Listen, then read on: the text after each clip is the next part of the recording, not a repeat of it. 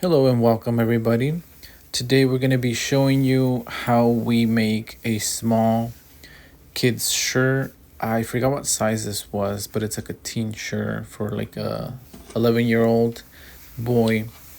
We're going to be working with this fabric that we had also from a previous shirt that we had made. We had just enough to make this smaller size shirt.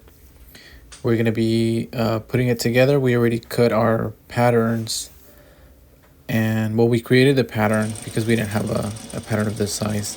So we made the pattern. We're currently sewing it together and see how it turns out. We expect it to turn out well because I had already made one from this fabric just in my size, which is a medium, almost a large.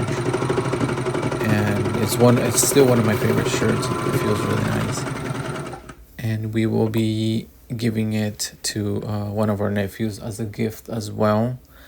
So we're gonna put it together really quick. Here we are ironing down the neck side so we can sew it down the back side, and then we're gonna leave the space where we put a logo as well. But it's turning out pretty well. As you can see, it has like a nice white foxy texture. It's kind of white and gray. Might look a little darker than it is. It's pretty light. I like it. And we are also, like always, adding our logo on the back side of the shirt. We are sewing it together nicely. We're doing the arms part right now, and we're gonna see how it turns out in a few minutes. Actually, I think that's the side that we're sewing, not the arms. It's a longer piece. My bad. Yeah, so we're putting the sides together in order to make a full body now for the shirt. And we are currently having a little issues with our Juki machine. This one tends to act up here and there. So we're just gonna kind of clean it out a little bit and unwind the thread that got stuck in the bottom. But this tends to happen to us here and there. You just have to open it and kind of find the spot that messed up. This part is actually where we are working on the hem of the armholes, and we're gonna make sure that they're put together well so that they don't snap in the future. And as always, when we're sewing a thicker layer of fabric, we have to use this little plastic leg to help us have the fabric run smoothly on the foot of the machine, so it doesn't just kind of jam.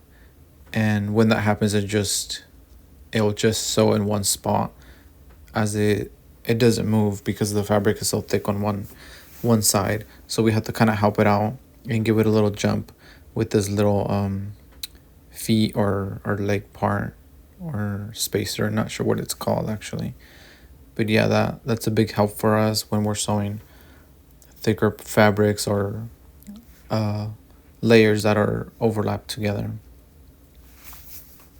Personally, I find that it sometimes is harder to sew smaller garments or pieces of clothing because a lot of times you have less space to turn and sew, but overall it's still a smooth process.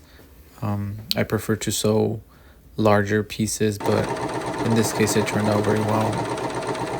And we are using up all of our white thread here to make sure that this comes together nicely. We always kind of make like a little knot after we finish a side so that it prevents it from the thread running and becoming undone or unstitching.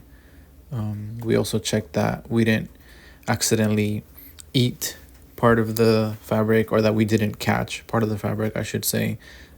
We also have here our little tags that we put on every single garment that we make. They're like a little envelope, or they are a little envelope that we just add some stickers in here. And we also have another tag that has a size and price. In this case, it won't have a price. but it will have some stickers in here. We're missing one sticker that we haven't ordered. A lot of times we make our own stickers, but it's just a little more work. We are going to tag it now, and it's a gift, but we're still going to tag it just so we have a little label here, or a tag. In this case, we put the name, but it's all finalized now. As you can see, it turned out very nice, and we added all of our logos.